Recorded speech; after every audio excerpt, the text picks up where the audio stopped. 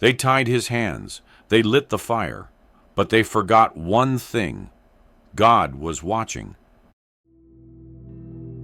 Long before history learned how to write itself, there lived a young man named Abraham. He was not born into royalty. He was not born into power. He was born into questions.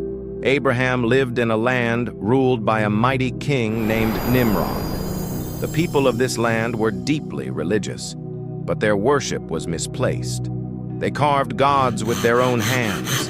They shaped idols from stone and wood. They bowed before statues that could not see, could not hear, could not protect themselves. Abraham watched quietly. He saw people pray to objects they carried on their shoulders. He saw fear where faith should have lived. And deep inside his heart, a truth burned brighter every day. How can something created be God? One night, Abraham looked up at the sky. He saw the stars. He saw the moon rise and fade. He saw the sun blaze across the heavens. But when each one disappeared, he whispered to himself, "My Lord does not disappear." And in that silence, Abraham recognized the one true God, not made by hands, not limited by stone, but creator of the heavens and the earth. Abraham began to speak, not with anger, not with insults, but with questions. Do your gods hear you? Do they help you? If they break, can they fix themselves? The people laughed. Some became angry. Others warned him to stay quiet. But Abraham could not silence the truth. One morning, the city prepared for a great festival. The streets emptied. The idol temple stood silent. Abraham walked inside. He looked at the rows of gods, golden, polished, lifeless. Slowly, he lifted an axe. One by one, the idols fell. Stone shattered, wood cracked. When the destruction ended, only the largest idol remained. Abraham placed the axe in its hands, and he left. When the people returned, the screams echoed through the city. Who did this to our gods? Abraham was brought before them. They shouted, they accused, they demanded answers. Calmly, Abraham said, "Ask the biggest one. He has the axe." The crowd fell silent. They knew. Their gods could not speak, could not defend themselves, could not explain anything. For one brief moment, truth touched their hearts. But pride is louder than truth.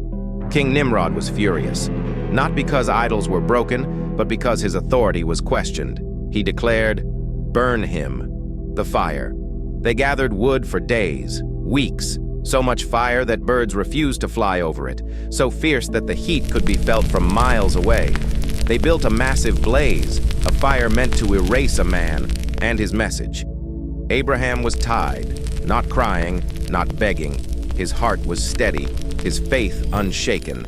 As they prepared to throw him into the flames, the sky itself seemed to pause. And then, something unseen happened.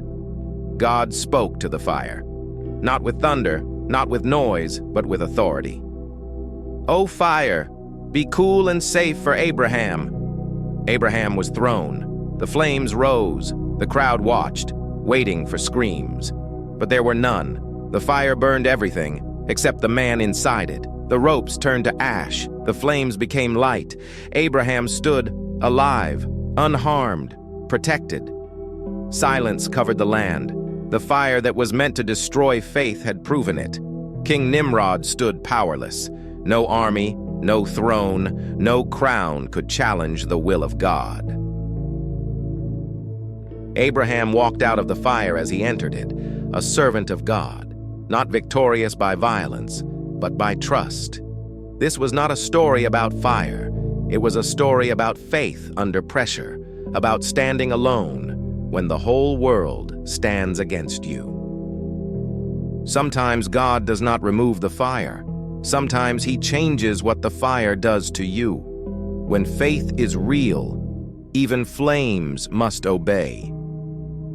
If this story moved your heart, subscribe for more timeless stories of faith, courage, and truth.